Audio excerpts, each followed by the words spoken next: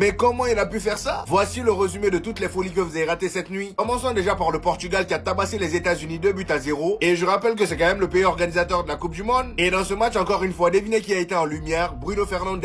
Le gars a tout simplement lâché 2 passes décisives. Et d'ailleurs, là, c'est le premier but du Portugal qui part d'une ressortie de balle de Vitinha. À la 35e minute, il a le ballon dans les pieds et Bruno Fernandes déclenche un appel. Bien évidemment que la passe en profondeur de Vitinha suit. Bruno Fernandes arrive dans la surface avec le ballon pris par 2 défenseurs. Et là, grâce à sa vision, il voit son coéquipier juste derrière. Bien évidemment que la talonnade suit. Trincao se retrouve donc dans une position de frappe. Il enchaîne avec un tir, but, ce qui fait désormais 37 GA pour notre cher Bruno Fernandes en seulement 37 matchs cette saison. Et c'est pas fini. De l'autre côté également, on avait l'Argentine qui démolissait la Zambie. 5-0 avec un Lionel Messi qui a encore une fois montré son leadership. Il était en pétard cette nuit, que ce soit dans les petits ponts, des sombreros dans la surface. Action qui s'est même terminée par un but pour lui. Sans oublier sa passe décisive sur le but de Julian Alvarez. Le gars était tout simplement inarrêtable. Et en termes de leadership, laisse tomber, il y a eu un penalty pour l'Argentine au lieu de tirer, et étant donné que c'est lui qui tire tout le temps. Et bah non, le gars il a préféré que Otamendi le tire. Le dernier ne voulait pas le tirer, mais il l'a forcé à venir. Otamendi vient et il transforme le penalty. Et je rappelle aussi que c'était le dernier match de Lionel Messi en Argentine. Ce qui est fou, c'est que malgré le 5-0 pour l'Argentine, il y a un supporter argentin qui était inquiet. Et vous allez me demander pourquoi. Tout simplement parce que l'équipe de France lui fait flipper. Il a débarqué en pleine conférence de presse pour dire à l'entraîneur argentin ceci. Il dit: je veux que vous soyez prêts car la France est une équipe vraiment très bonne. Meilleure que le Brésil avec tout le respect que je leur dois. Kylian Mbappé est le meilleur joueur du monde aux côtés de Lionel Messi et Dibu Martinez. C'est vraiment un malade. Et dans la vidéo, on voit Scaloni faire un signe d'approbation. Bien évidemment que le fan a été mis dehors juste après.